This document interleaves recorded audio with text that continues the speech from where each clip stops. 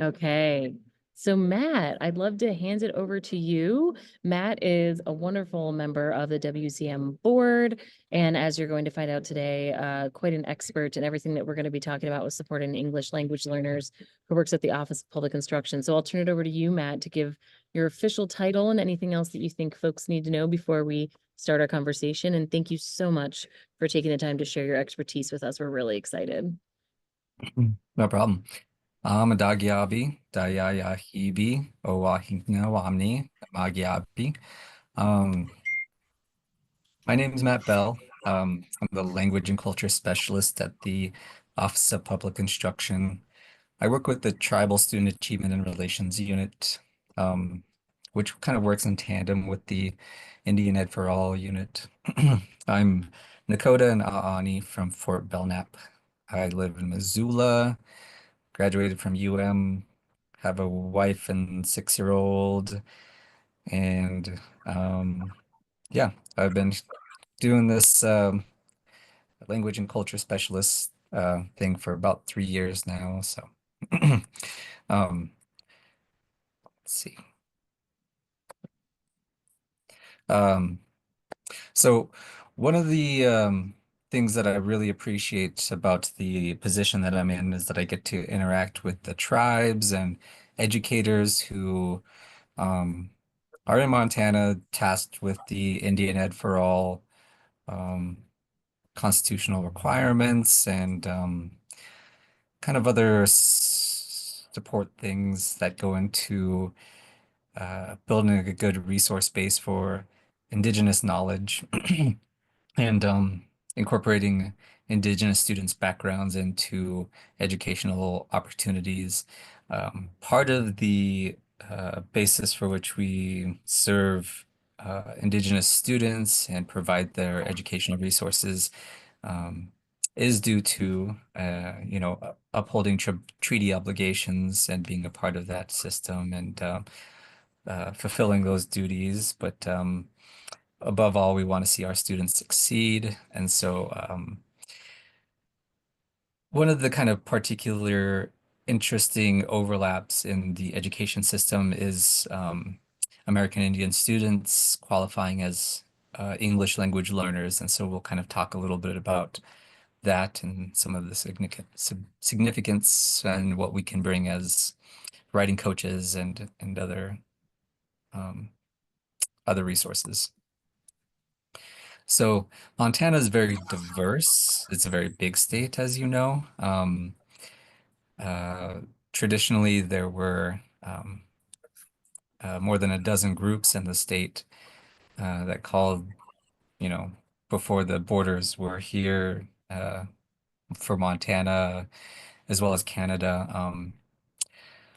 They called this place home, and interestingly, a lot of the language families that make up this area now weren't exactly related.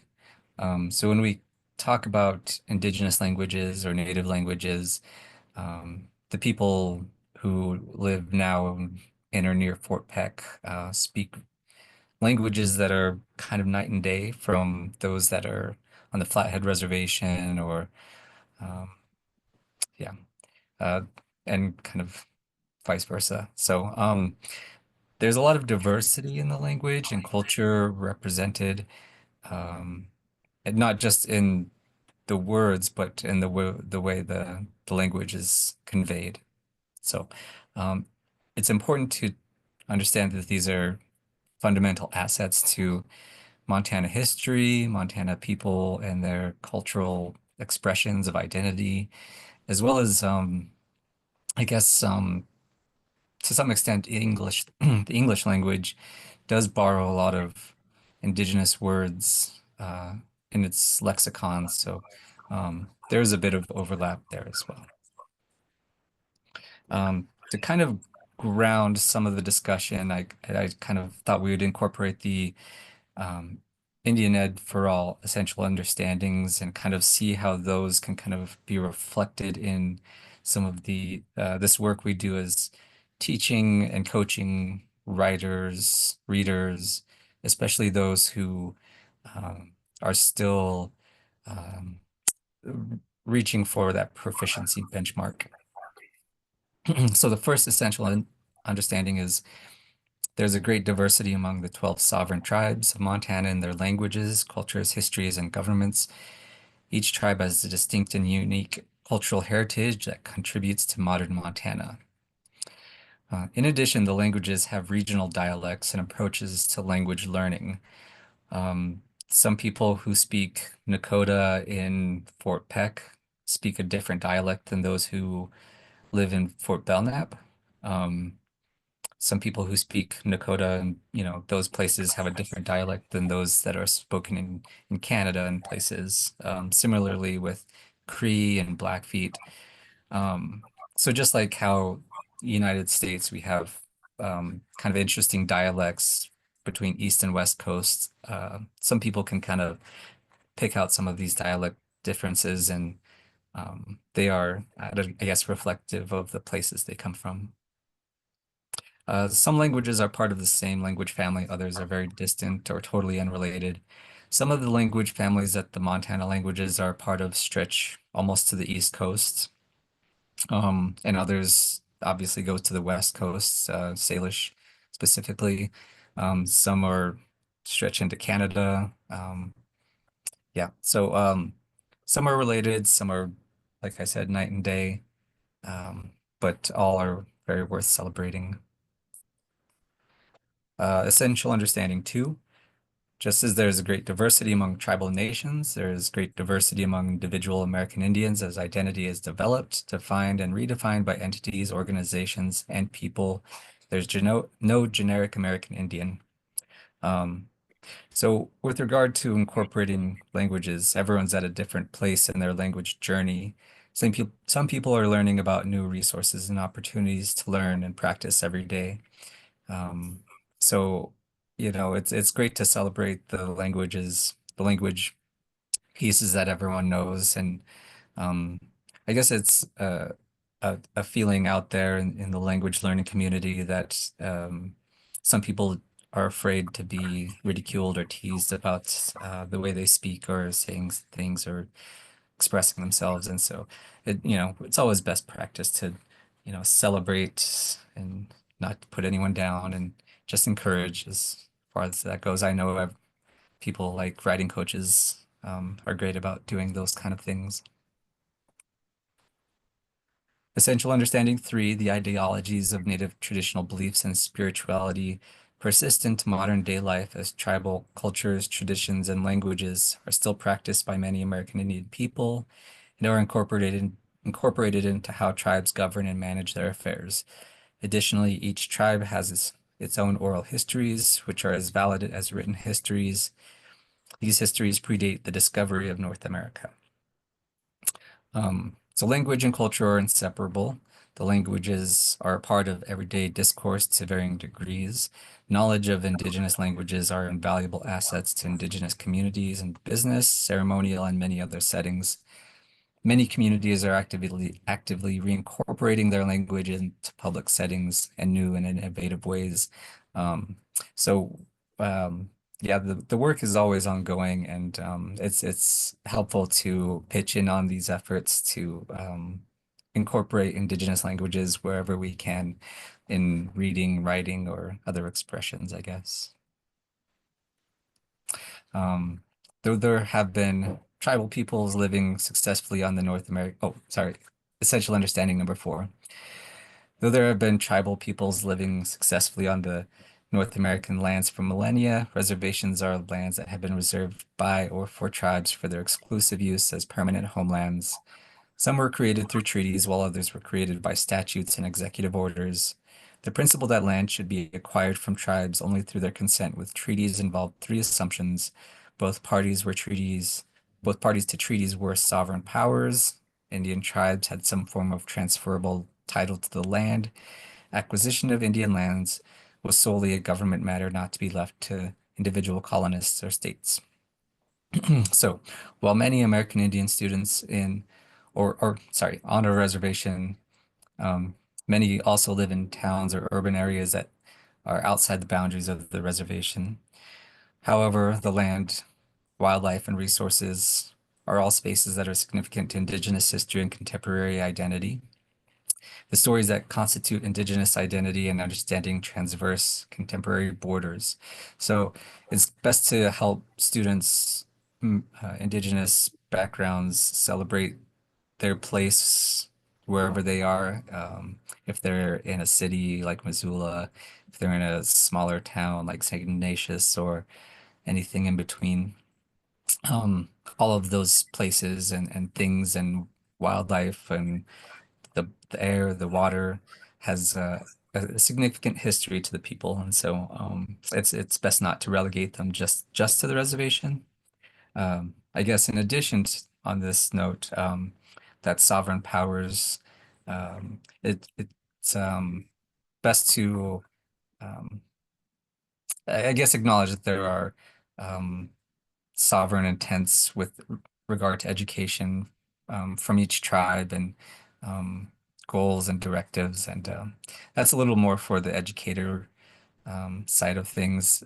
Coaches, I guess, should just know that each tribe has like an education department with a lot of things going on behind the scenes as well. Essential understanding number 5. There were many federal policies put into place throughout American history that have affected Indian people and continue to shape who they are today. Many of these policies conflicted with one another. Much of Indian history can be related through several major federal policy periods. Colonization period, colonial period, 1492 to 1800s. The treaty making and removal period, 1778 to 1871, reservation period, which included an allotment and assimilation, and so on. Um, I guess as we're coming up on Thanksgiving and whatnot, it's interesting to think back about the history of praying towns. Quote unquote praying towns were settlements established by English colonists in New England during the 17th century, primarily to convert Native Americans to Christianity, where Native people who moved into these towns were called praying Indians and were expected to adopt English customs and live in communities modeled after English towns. The most prominent example of praying town was Natick, Massachusetts, founded by missionary John Eliot. Um, some of the earliest translation work in Indian country comes from the translation of Bibles into the indigenous languages. So I guess as a linguist or historian or whatever, these are interesting pieces of learning resources. But also, I guess, to think back about the kind of formalized conventions and ideologies behind having people unlearn a language and relearn a different language and the history of that. Um, the era in which American Indian languages have not been forbidden or illegal has been relatively short in American history. The utmost care and best practices must be employed when engaging with Indigenous speakers as American Indian populations adjust to a trusting relationship regarding teaching and learning their languages in public settings. Indeed, Indigenous language speakers should be highly regarded for their contributions, and educators should consider extending an invitation to language speakers. Um, Essential understanding number 6. History is a story most often related through the subjective experience of the teller. With the inclusion of more and varied voices, histories are being rediscovered and revised. History told from American Indian perspectives frequently conflicts with the stories mainstream historians tell. Part of our work as writing coaches is to help these varied voices come to light and um, I guess celebrate yourselves in terms of helping accomplish some of that work. Um, in addition, American Indian languages and stories have conventions that differ from American English. These historical stories and understandings can help Indian English learner students develop their understandings of language conventions. Also, the traditional names of places, flora, fauna, and other resources have names that are indicative of their unique features and historical moments that relate to the people who have lived in and near them since time immemorial. Um, Essential understanding number 7, this is the last one. American Indian tribal nations are inherent sovereign nations and they possess sovereign powers separate and independent from the federal and state governments. However, under the legal system, the extent and breadth of self-government powers are not the same for each tribe. So, schools and districts that serve American Indian students um, must engage in tribal consultation regarding certain title funds. Um, in particular, Title III is that title funding that can address English language learners. So, um, kind of moving beyond the essential understanding and where some of the rubber meets the road here is that all students who get enrolled in a Montana school have a home language survey to respond to, and these are the questions that are asked on that survey, and I guess I bring that up to demonstrate that there might be some misinterpretations or room for interpretations that are maybe not straightforward, and so. Um, this doesn't automatically trigger English learner services, but it kind of starts some of the process to ask further follow-up questions, such as, is your child's first learned or home language anything other than English? Does the child understand or communicate with anyone in the home using a language other than English? Does the child have exposure to other heritage or ancestral language other than English spoken by their family, friends, or other community members? Um, so while not a lot of people may consider themselves fluent in terms of language, the uh, interspersal, the mixing of their heritage language at home might have some varying degrees on a spectrum here, and so that's just something that Title III educators might be aware of or want to be aware of. So again, this is a little more for educators, but Title III funds may be used for things like mm, programs that use both English and students' native language. Uh, they might use Title III funds for supplemental activities and materials, for community partner programs, family literacy services, parent outreach trainings. So perhaps if there might be some creative ways for Title III um, connection to writing coaches. So um, these are a few tips from the REL Northwest, which often works with people like OPI and other state agencies to as a like think tank to come up with best practices for Indigenous education and other things. So, a few tips. Connect with tribal education and cultural directors to learn about migratory activities and events that may affect affect students' attendance, including the history and cultural importance of those activities. Um, in particular, things like powwows, round dances in this area, giveaways. Validate students' home cultures by understanding and addressing inaccurate portrayals of American Indian, American Native history, culture, and experiences. Connect with local tribes, learn about the contemporary issues they face, and co-develop solutions. Recognize and address any possible uncertainties or negative feelings about school policies and actions that may stem from prior schooling experience in the traumatic history of Indian boarding schools.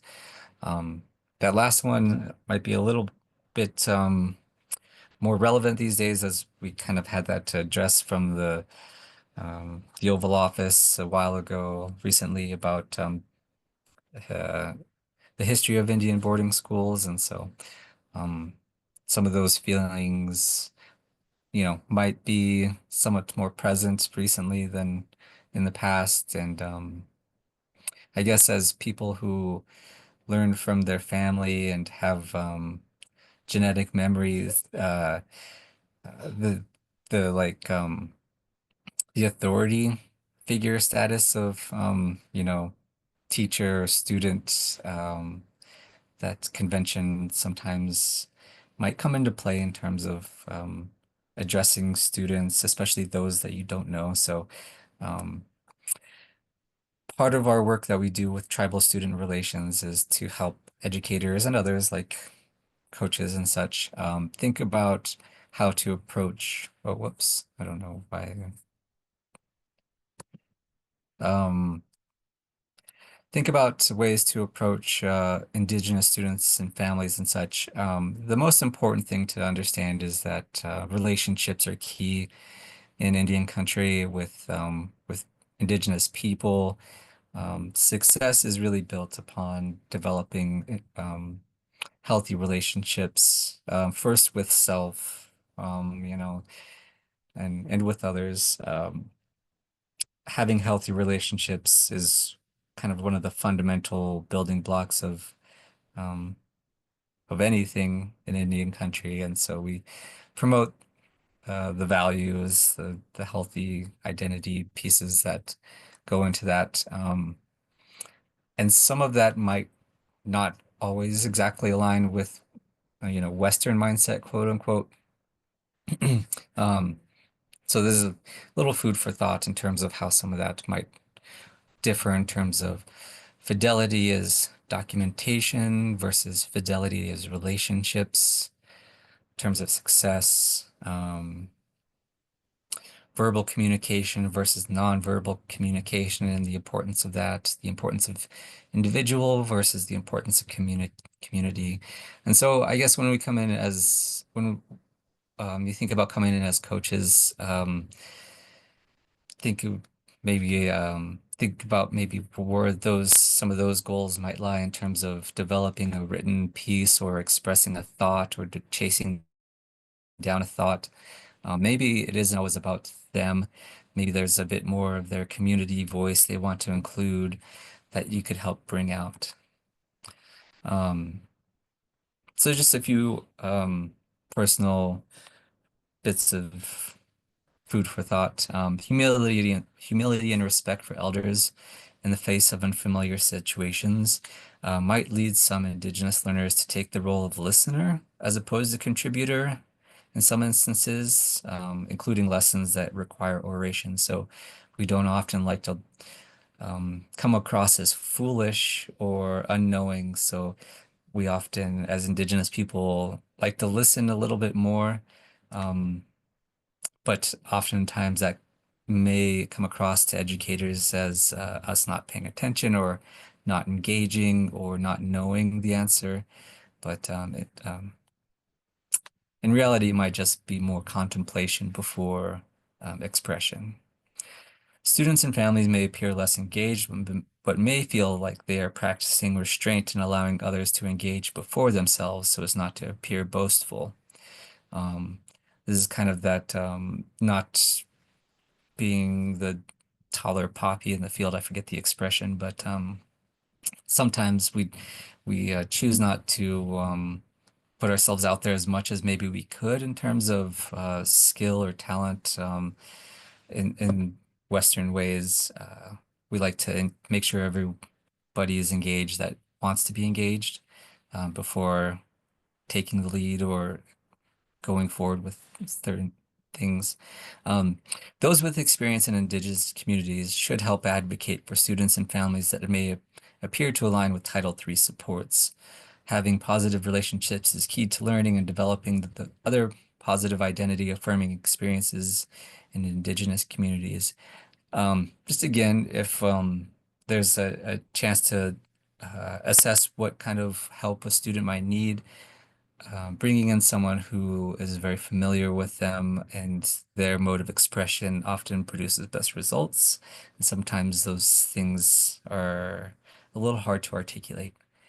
Um, but going back to your role as something like a coach, just understanding that the relationship is very key.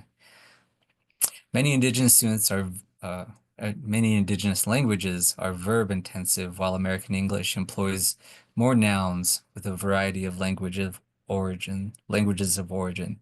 So sometimes the patterns of Germanic and French and Welsh backgrounds can be apparent to some, while um, it might not be as apparent to others.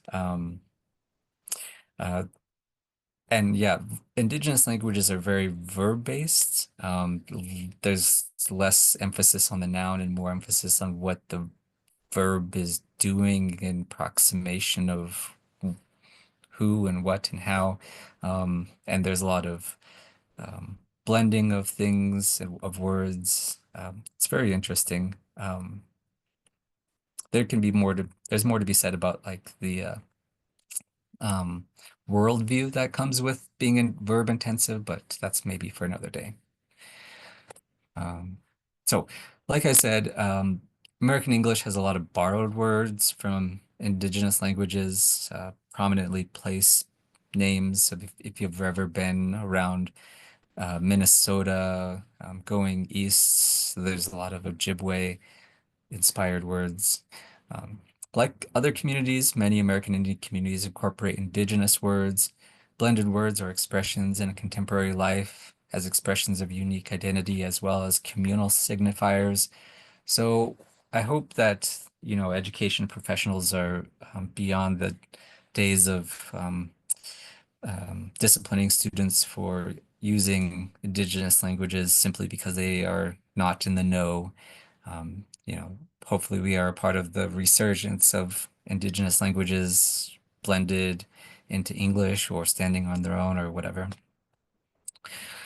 There are many diverse perspectives on the conventions of orthography or literacy regarding indigenous languages. Some believe it is inappropriate to have a standardized orthography.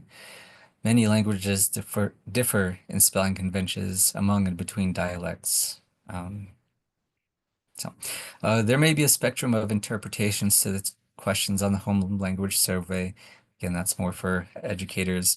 Um, so there are things out there that can support native language learners, um, focus on their native language or help blend the two. There's Montana Digital Academy has some native language classes. There's a grant in Montana that helps the tribes develop language resources that's going on 10 years strong. And so each language or each tribe should have um, some resources developed and printed out there that help immerse students in languages and kind of promote dual immersion. And there's the Seal of Biliteracy, which is more popular with other world languages, German, French, etc. But there are opportunities for students who are both literate in English and their heritage language to earn that fancy seal of biliteracy. Um, there's the language and culture resources on our webpage. If you go to OPI and look for language and culture, there's a website called Coloring Colorado, obviously from Colorado, that also um, focuses and specializes in English language learner, multilingual learner resources. Here's a picture of our website with some of the things we offer: multilingual learner support ideas and resources, language and culture resources to help incorporate things like ethnobotany, place-based learning. There's language apps that we link to. There's language dictionaries and resource guides. So um, kind of to wrap things up, indigenous language and the conventions of English language learners that are indigenous are kind of uh, they're worth celebrating. They're assets, and hopefully there's an awareness, a growing awareness of their potential, as well as what they could benefit from in terms of support. Um, in terms of writing papers, in a formal sense in school. When it comes to citation, obviously some teachers really have ideas about how students should document their work and where they get their work. But in indigenous communities, you know, there's that oral tradition where knowledge is passed,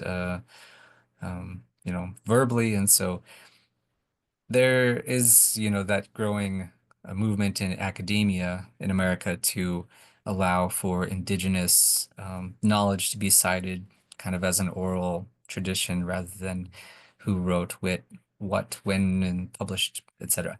So, um, polysynthetic languages are languages that are composed of many morphemes, and morphemes kind of agglutinate. That's kind of more for linguists and people studying languages, but it's interesting to see and help celebrate languages that are different than English and work a little bit differently in terms of how they blend the verb and the noun and the prepositions, etc. It's also, I guess, worth celebrating and promoting in terms of helping students develop a bigger worldview and think more expansively and dynamically. Um, Indigenous languages, there's a lot of verb-based ones, like I said. Um, so that's about all I had. Last few ideas as people coming in to assist Indigenous students. Be personable, bring your best self.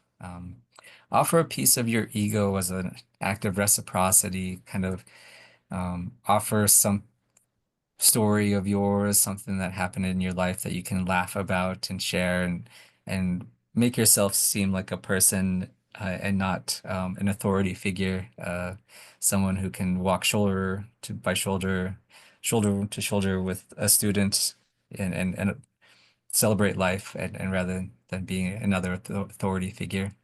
Be humble, humble yourself. Try wearing something that tells a story like a cool hat or a cool shirt, cool shoes. That's always a good icebreaker, in my opinion. Um, so any questions, comments, concerns, queries, quandaries, qualms, or other things? Happy to answer or share. Well, first, Matt, I just want to thank you. We're so appreciative that you're sharing your expertise with us. This is wonderful. I'm sure there's some questions that might come up. These are some pretty veteran coaches, so I'd love to hear about their takes on this. But my question for you is, I don't think that the answer would be you to offer any different advice. But for instance, we have a classroom this week in which the entire classroom is English language learners that coaches are going to be going into work with. Many of them are have, moved here, immigrants of some kind, some refugees in some, instances. So there's just so many different political contexts that coaches might be coming into to support English language learners with completely different language and cultural background. Not to mention all of the classrooms that we walk into that are inherently multicultural and perhaps multilingual in ways that are less obvious, perhaps to someone who isn't aware, right, or knowing of what that might look like. So, other than the advice that you just gave, I mean, would you is there different advice you would give for a coach who walks into just a classroom where it's just going to be inherently multicultural and we need to be ready for anything kind of a thing versus like in a specifically ELL class where we know we're going to be working with students maybe from different language backgrounds, but might have a more specific set of needs, if that makes sense? Is that Hmm. clear? I guess what I would jump to in my mind is like kind of opening up a circle where everyone has an opportunity to share if they want to, and those who are comfortable with sharing promote their expertise knowledge, which most likely will be like where they're from, where they live, or have lived, whatever, and really shine a light on that, but then kind of make that connection of like, okay, well, you did that there. You understand that's your worldview. That's the things you recognize. Here's what I've experienced, either in the past or now, here, there, whatever, and help them kind of draw that bridge to American conventions. Someone recently told me that really there should be, obviously like English language learner classes, but also or like English as a second language, but also English as a second culture, language and culture combined. But like some of those conventions of American culture that tie into language in weird ways are worth exploring with, I don't know, guidance. Yeah. Thank Yes, you. Patricia. Yeah, so Thank you, Matthew, for your presentation. And my question is about one of the points on your slides, and it has to do with that guidance matter. I can still use some guidance on that issue about eye contact. I mean, that's a well-known characteristic of indigenous cultures that they don't like eye contact, but I don't know how to deal with that because, it's such a strong feature of the the European descended cultures. You have to look in people's eyes to prove that you're trustworthy and all that stuff. So, do you have any guidance for us on that, how to deal with that? I like to picture you're out on a ranch and you're both kind of sidling up to a fence and you're watching the sunset. And that's the more important thing to kind of focus on and think about. And like the language, your conversation will flow. But you're there, you're present, you're in the moment together, but you're not like sizing each other up, trying to like pierce each other's soul through your eyes kind of thing. Hey, thank Beautiful analogy, just Say that beautiful. again. That's a beautiful analogy, Matt. Thank you so very, very much. I Sure appreciate thing. it. Patricia, I just thought of something else, and of course, I don't have expertise in this particular field, but I try to match the students too. You know what I mean? Like, if a student seems intimidated, and again, I might not have knowledge of their cultural background, but if they seem intimidated by me trying to make eye contact, no matter what their background, sometimes I just lay off a little more and just, go back to the paper, go back to the screen, or kind of do one of those, if you were thinking about, right, and kind of gaze off, like Matt was saying. I don't know if that's always effective, but that's one way that I've just tried to match the students' energy so they feel maybe a little less intimidated or judged and something like that. It could be another option. It's a good question. Steve, you unmuted. Did you have a question? I did. Uh, I had a thought. My pattern, and I think most coaches, is to sit beside the student, which kind of mutes that eye gaze sort of thing. Uh, and I don't know what the statistics are on who does what. I know some people sit across the table, and a lot of us sit side by side at those desks.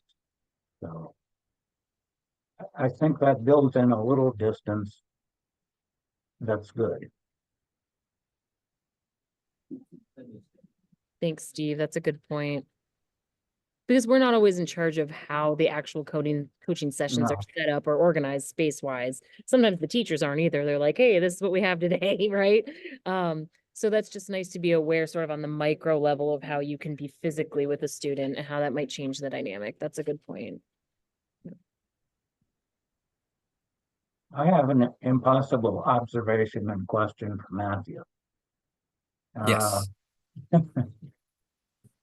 well, two things. Uh, well, I was in North Dakota for a while, which is where Métis comes from, which is probably one of the best cultural mergers in North America.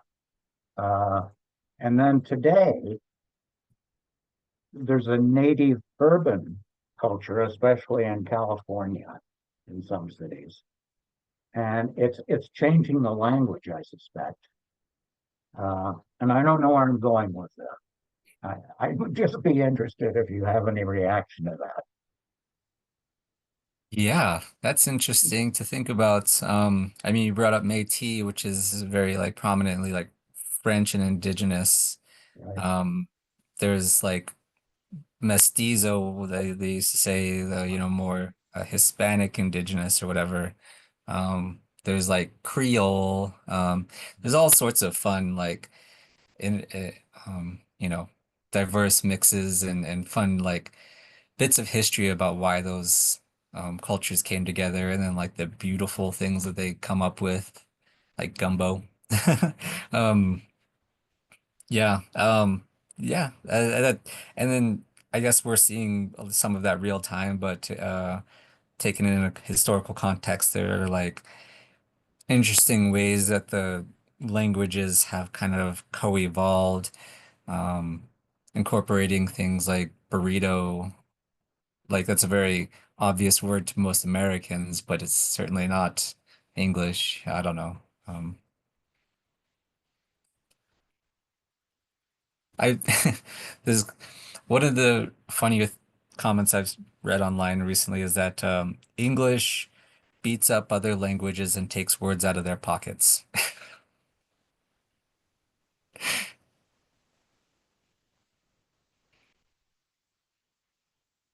I like to, yeah, I don't know. It's funny word, food for thought, and yeah, I guess it's kind of again. There's a lot of indigenous languages in English and expressions. If you're telling someone in London you're going to kayak to Kalispell, they might have a few questions for you. But that's certainly a part of our regional lexicon and worth celebrating.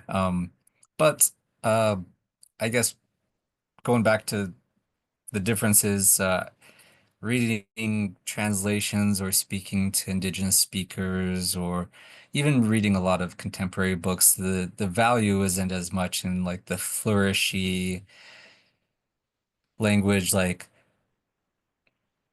in the morning before the dew was breaking on the eve of blah blah blah per uh all sorts of run-on like prepositions and stuff. It's much more to the point of like who did what and who is doing what and who can do what, and so the conservation of words is like, I don't know if I would say maybe a value, but it's certainly maybe a tradition in indigenous speaking languages, writing and stuff like that. So, and helping them write in schools, um, I really think and value Beverly's sentence combining activities that I picked up at U of M long ago. And so, um, yeah, helping students, if they're working on developing more interesting language for whatever audience they're working with, they could think about combining some of those more succinct statements. That could be a valuable thing. I just so appreciate this, the entire topic of the conversations and the points you bring up, because it drives home the importance of what we focus on as coaches, which is ideas, right? And organization and content. Because language itself is just a vehicle, a symbol, right, of sort of our worldviews and the ways that we get to communicate in the world. So it completely dismantles this idea of correct language or specific grammar being the only way that you can go about communicating effectively as a writer, right?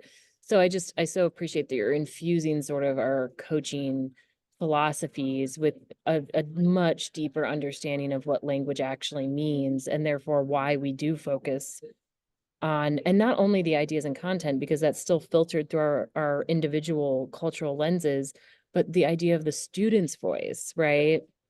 And oftentimes, in general, but particularly when a student uses a different language or culture than me as a coach, I'm just as much a learner in that coaching session, right? Because they're trying to articulate out loud to me why they're using certain words to communicate their ideas.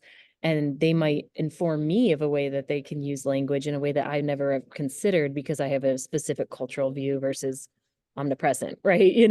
So it's just so fun to sort of turn everything upside down on its head and focus more on the bigger picture and the sort of mutual lifelong learning that happens in this type of interaction one-on-one like that. So thank you for highlighting that. And I think Beverly might have something very expert to say as well. There we go. Oh, I just so appreciate this conversation, and Matt, I so respect your background and your understanding and support of students and educators. Just thank you so much. As you were speaking, I was thinking about work at the assessment level, both nationally and at the state level. And there have been people who have said, it has to be a thesis statement in the opening paragraph, and it has to be logically oriented, and then the conclusion has to reiterate what the opening said. And that is one form of being organized and making a point. but I've read, as you have also, read really beautiful narratives that actually are persuasive in their narrative. And there have been debates at the national and state level about whether a narrative can actually be persuasive. And I think, yes, a lot of testimony that goes before legislatures on why a stoplight or a crosswalk or deer crossings are important. We're told from a personal experience point of view, and those were highly effective and personal narratives that were in fact quite persuasive. So I'd like us to be thinking all the time about what is the purpose and the audience and the intention behind a piece of writing, and not to try to force everybody into the more rigid, if you will, Western perspective of you have to be directive and so to the point. In Oriental culture, it's very inductive, and it's rude to be too forward. You lead the readers into an understanding because you're bringing them along into the discussion, the logic, and the experience. So thank you again for letting me think through that with you. Thank you. Yep, yep, absolutely.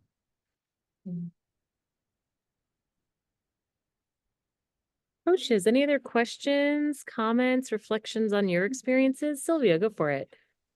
I just wanted to ask a question, if I may, about what is culturally appropriate as coaches as far as touch. And I mean that in the sense that sometimes at the end of a coaching session, you want to let a student know that you appreciate them. And maybe you put a hand on the back of the shoulder just to say, well done. But in some cultures, that's not appropriate. What would be your advice for us with Native students and learners? Yeah. Hmm. I would, I don't know if this is necessarily like cultural lines, but I guess, or just through observation, I guess partly culture and part of like in a historical sense, yes, but also considering the historical culture of like schools and people of power and interacting with students.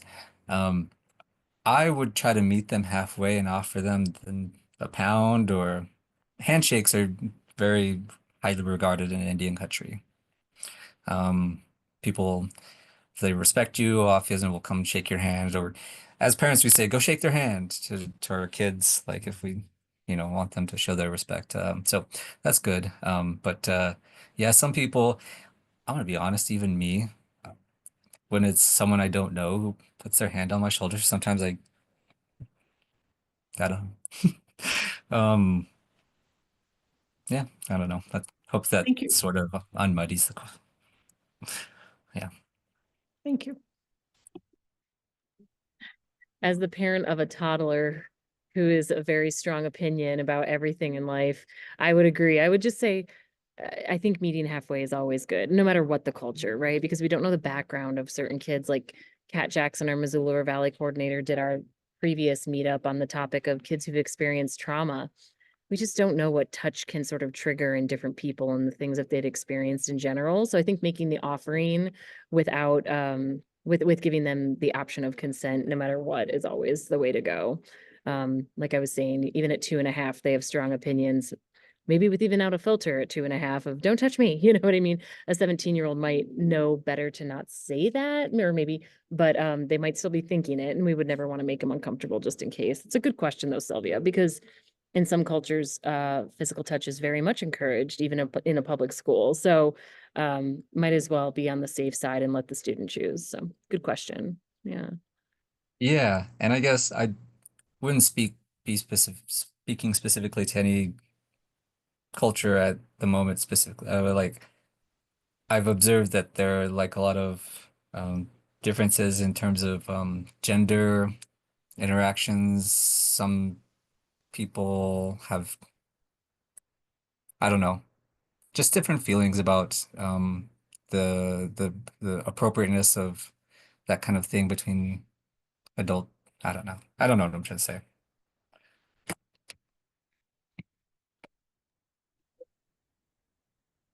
Just want to make sure the students feel like they're okay and comfortable.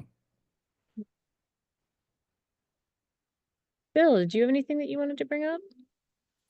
not to put you on the spot, but just since you're here, and I know Jill already commented that she didn't have any comments, but she was thankful to be here. So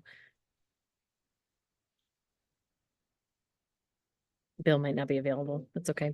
Anything else? Beverly, I can bring you back Hmm. into the fold. No. Okay. I can't think of anything at the moment. I mean, I think more than anything, like all these topics that we bring in, they're meaty and they're fascinating and they're complex, and it is a journey, right? Like, we're never going to coach perfectly. We're never going to teach perfectly. We're never going to be a student of life perfectly. But the more information and the more curious we can get, I think the more effective we can be at it. So I think, as usual, Matt, you're giving us a lot to chew on. Thank you. And then Patricia raised her hand, so I'll be quiet again. Sorry to be so late with this, but Matthew, I had this thought about, I mean, I've always been curious to learn more about the indigenous languages of Montana, you know, how to pronounce them and a little bit of the grammar and stuff. But one time I took a course in American Sign Language, you know, and it was so interesting, but the teacher pointed out that people who speak in American Sign Language don't especially want to be you know, used as a practicing laboratory for people that are learning it, you know, which I could understand. And so would you say that would be the same thing with indigenous people? They don't especially want you to practice what you're learning on them? Hmm. I think ultimately your intent shines through. If you were like, oh, I learned to say Heskswex in Salish. It's a greeting, or Oki, or Ambawashte, or anything like that. Those things are always nice to hear, and a simple hello. It might be a little more weird if like you're like, I learned to count to 10. Can I? It might be like, in some contexts or conversation, sure, great, let's talk about it. But like if you're like two ships passing, like I don't have time to help you with that right now, and might be a little uncomfortable. I don't know. But yeah, I think ultimately your intent um is welcome. Um, I think, as long as you have Thank good you. intentions. I would like to comment, if I could, on some of the points that you brought up. We have such a short time with our students, and when you talked about the culture, the family life, um, things that are appropriate, not so appropriate. It's very good to hear that from you, because it helps me, because we try to help a student make a paper out of a short period of time. And I think it's our goal to dig deeper, and by trying to ask a few more questions and understand what they're like and what their background is, it helps us communicate better and share their feelings, which is exactly what we're trying to do. So I really appreciate these points that you brought up.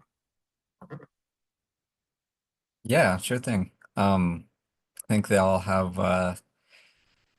our specialties and things we love and want to bring to the forefront in some ways. Just sometimes need a little bit more support or encouragement, or someone to help us see that through. So Yeah, appreciate you all for being out there doing that. thank you. I just wanted to say thank you so much.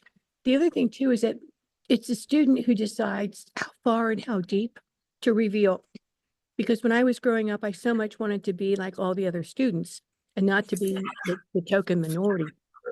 And I had been taught that family life is different than public life. So if somebody were to ask me a question, I would need to be discussed. I'd need to think to myself, what would my parents think if I revealed this?